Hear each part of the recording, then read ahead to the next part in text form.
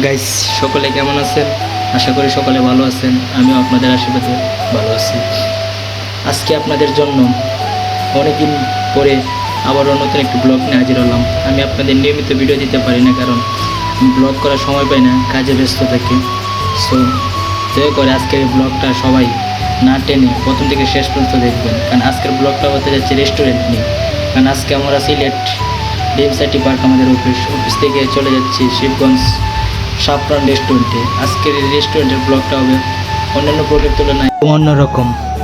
So আর দেরি না করে আমরা রেস্টুরেন্টে চলে আসলাম। দেখতে থাকেন রেস্টুরেন্টের ব্লগটা। সাফরান রেস্টুরেন্ট পড়েছে আপনার সিলেট শিবগঞ্জ। এই রেস্টুরেন্টে যারা একবার এসেছেন তারা বুঝতে পেরেছেন যে সিলেটের মধ্যে এত রেস্টুরেন্ট থাকতে এই রেস্টুরেন্ট এখানে এত জনপ্রিয়, কারণ এই রেস্টুরেন্টটা বিশাল বড়। প্রথমত এখানে প্রচুর মানুষ যায়। আশা করে আপনারা দেখতেই পাচ্ছেন ক্যামেরার মধ্যে, কারণ এই সিলেটের মধ্যে সাফরান রেস্টুরেন্টটা খুবই জনপ্রিয়, কারণ এখানে প্রত্যেক দিন বিভিন্ন মানুষের আগমন ঘটে। আমরা এখানে মূলত অফিসের সবাই মিলে ভাইবাদার মিলে স্যারকে নিয়ে চলে আসলাম গ্রিল খেতে, গ্রিল এবং রানুটি দিয়ে। এবং এখানে খাবার খুবই সুস্বাদু। আপনারা একবার খাবার খেলে ওই রেস্টুরেন্টে প্রেমে পড়তে বাধ্য হবেন।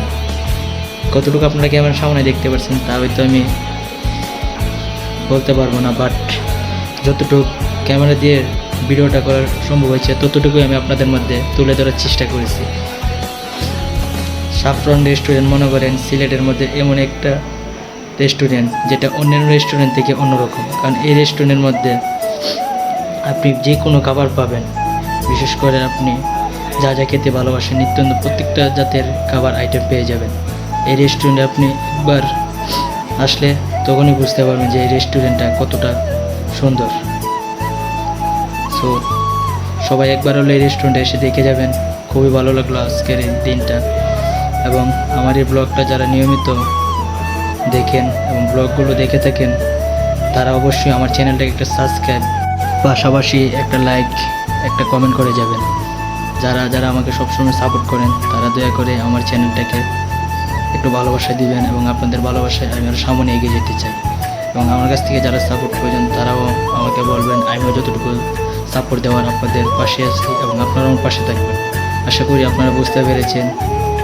ওকে গাইস, আজকের এই ব্লগটা এই পর্যন্তই।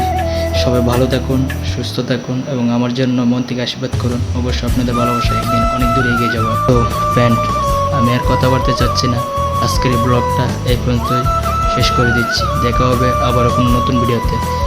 সেই পর্যন্ত সবাই সুস্থ থাকুন এবং ভালো